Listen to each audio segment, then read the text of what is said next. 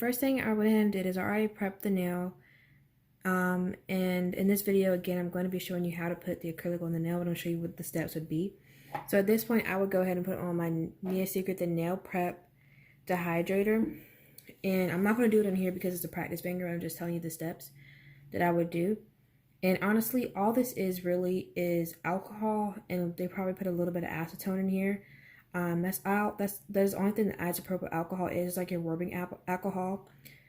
And the way this works is if you want to make your own or you want to do it for yourself, you really would just take 90% alcohol or higher because it would dehydrate the nail faster. You could certainly use 70%, which I use to clean the nail with, but it's just not going to dry as quickly or evaporate as quickly.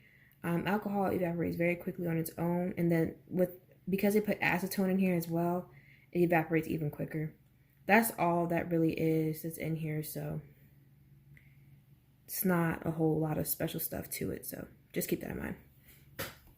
So let's just pretend like I went ahead and I dehydrated the nail, and I went ahead and got my tip already together.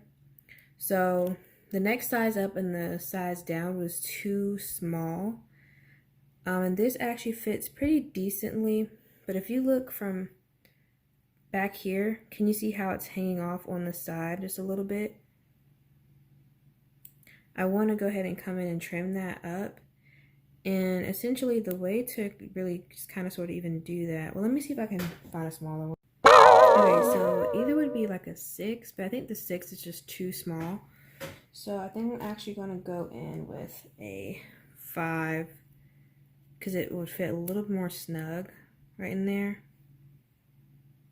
Yeah, I like up to 5. All right, so let's go ahead and put that on the nail. So I'm just going to, I know you should do it, but actually it's actually not a good thing to put the glue right on the nail because you can sometimes cause air bubbles, and that'll cause a tip to lift from the nail plate as it grows out. So I'm just going to take it and just place the glue right there. If there's a tip well here, that would basically be your tip well size, just about. Okay, you guys. Got my hand all on the camera, sorry. All right, so now I'm just gonna take the nail, and I'm gonna angle the client's finger down, like so, and then I'm just going to adhere the tip, just like that. That's all I really just did right there, was just adhere the tip. I'm gonna let that dry for just a second.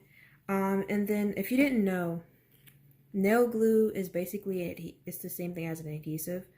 It is whatever, an adhesive is whatever you use to adhere one thing to another surface, right? So I'm adhering the nail tip to the nail plate with the glue because without it, it can't adhere on its own. So it's just to aid. Okay, so now at this point, assuming that the tip is fairly dry, I would come in and trim it. I normally use my scissors, but it's actually out not with me. It's in my kit, and I'm just not going to go get that, y'all. It's late. It's already like 1 something here. But yeah, so I probably would just trim it a little bit. You could certainly use your little tip cutters. I personally just don't use them anymore. I really like to use my scissors or some clippers. So yeah, but I think I'm just gonna clip a little bit below the number. Oops, like right there. That's fine for me.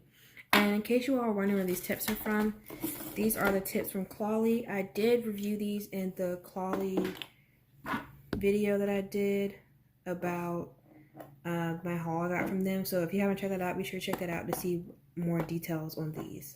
All right, so coming back in here, this is a nail we have here, and I'm going to take my 100/100 grit file from Pana, and I'm just going to shape the sides. And you can get this off Amazon. If I remember, I'll link it down below. If I don't, just remind me in the comments and I'll be sure to link it for you all. All right, so it's kind of hard to file this way, the way I'm holding it. So let me just hold it like I would hold my regular client. So as you all can see, I'm just going to come in here on the sides because I'm just going to do a square shape for now. I feel like that's kind of what you all really need. I can do a detailed shaping video if you want me to. And let me just like bring you all up. Sorry, I'll don't mind my arm. Okay. So I'm not blocking your view so bad. Yeah, I think that's better. So I'm not blocking your view. So I'm holding it down right here because it's a tip and it's not going to stay in if I don't. Okay, so I'm just coming in and filing along on the side. And a tip I have when you're filing is be careful not to curve your file in because you can do it fairly easily. So I'm going to show you all from back here. Do you see how easy it is to curve your file in when you're filing? Whereas if you keep your body straight and the client's hand straight, you'll stay straight the entire time. And that'll make sure your sides are really crisp. If you ever look and you see that your side is like kind of like curved down here, that just, if it's curved down here, that just means your file wasn't straight. Because it should be just as sharp as this right here.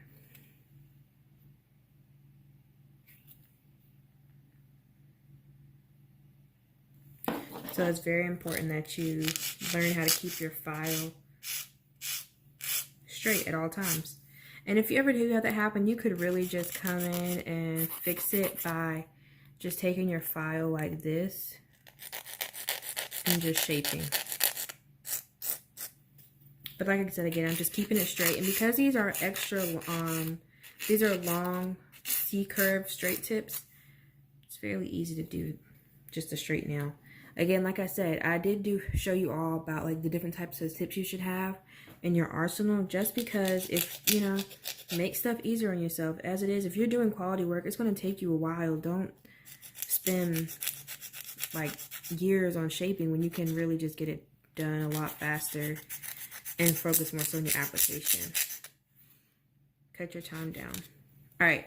And then now I would typically hold the client's finger like this, like showing towards me, and I would just be going in and filing it up because you can see more from this angle. And I always am careful never to overfile right here because this is where the natural shape of the client's nail comes. And if you notice before I put the tip on, it was rounded. You want to make sure your client's nail is rounded before you put any sort of tip on, always.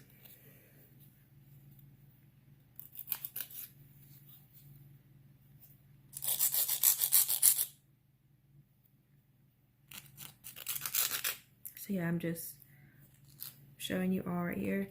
I'm gonna zoom you out just a little bit. Yeah. So I'm just coming in and filing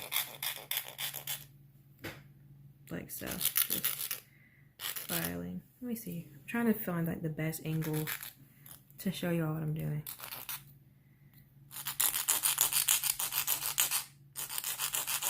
I'm just coming in and file like that to get the top straight. Just like that. I'm just coming in and file. And then like that, the nail is pretty straight. Okay. And then I also do like to come in and just do a little bit of shaping on the side. Not shaping, I blend the tip in. And personally, I prefer to do this with the hand file. The e-file is kind of harder with the mandrel bit, but the hand file you can just really do it after you finish shaping up the nail. You just come in and file everything pretty easy.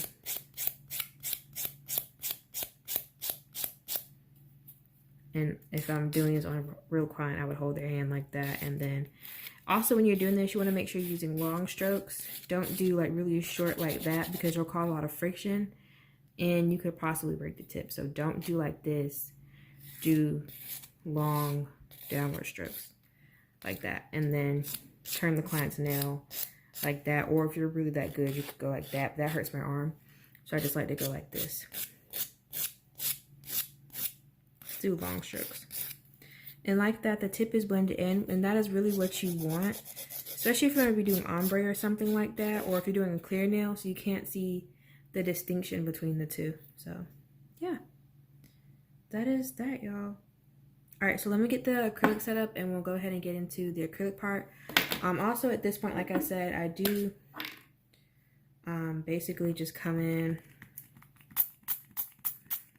spray the nail with the alcohol 70%, and then I will use the manicure brush, and then I'll just let's act like that didn't happen. Do this real quick just to make sure I got all the dust off before I apply my primer. So yeah.